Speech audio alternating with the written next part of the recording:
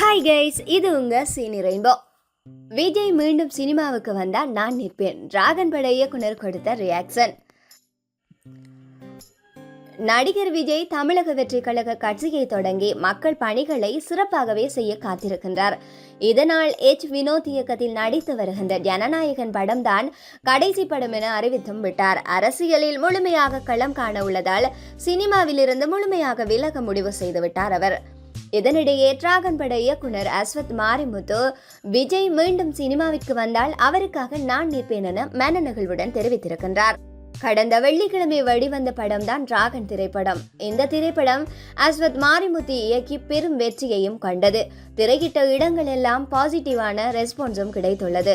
Love today படத்தின் மூலம் ஹீரோவாக அறிமுகமான பிரதீப் ரங்கநாதன் இந்த படத்தின் மூலம் முன்னணி நடிகராக உயர்ந்துமிருக்கின்றார்.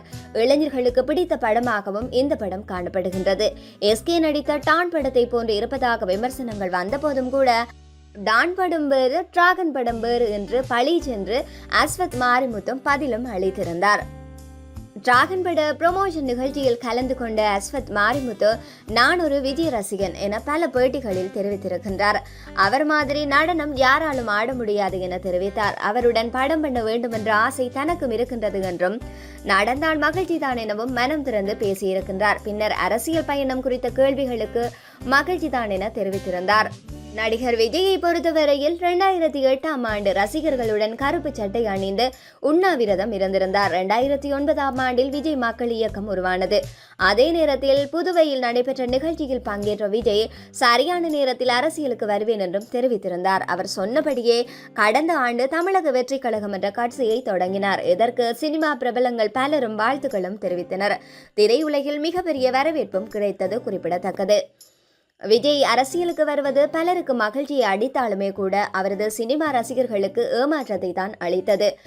வினோத் இயக்கத்தில் விஜய் நடிக்கின்ற ஜனநாயகன் படம் தான் அவரது கடைசி படமாக இருப்பது என்பதும் அனைவருக்கும் தெரியும். அவர் மற்றொரு படம் நடிப்பார் என்றும் அது தளபதி 70 இருக்க வாய்ப்புள்ளது என்றும் கூறப்படுகின்றது. இதுவரை அது குறித்த அதிகாரப்பூர்வமான அறிவிப்பு விஜயிடமிருந்து வரவில்லை என்பதும் குறிப்பிடத்தக்கது. விஜயின் ரசிகர் என தெரிவித்த அஸ்வத் மாரிமுத்து விஜய் மீண்டும் சினிமாவிற்கு வந்தால் அவருக்காக ஒரு படம் பண்ணுவேன், அவருக்காக போய் நிற்பேன், அவரை வைத்து ஒரு படம் இயக்கவும் தயாராக உள்ளேன் என சமீபத்தில் அளித்த பேட்டியொன்றில் தெரிவித்திருக்கின்றார். விஜய் நடித்த கில்லி திரைப்படம் எனக்கு ரொம்ப பிடிக்கும். கில்லி படத்தை ரீமேக் செய்தால் அதில் பிரதீப் ரங்கநாதனை ஹீரோவாக வைத்து ரீமேக் செய்வேன் எனவும் அஸ்வத் மாரிமுத்து கூறியிருக்கின்றார்.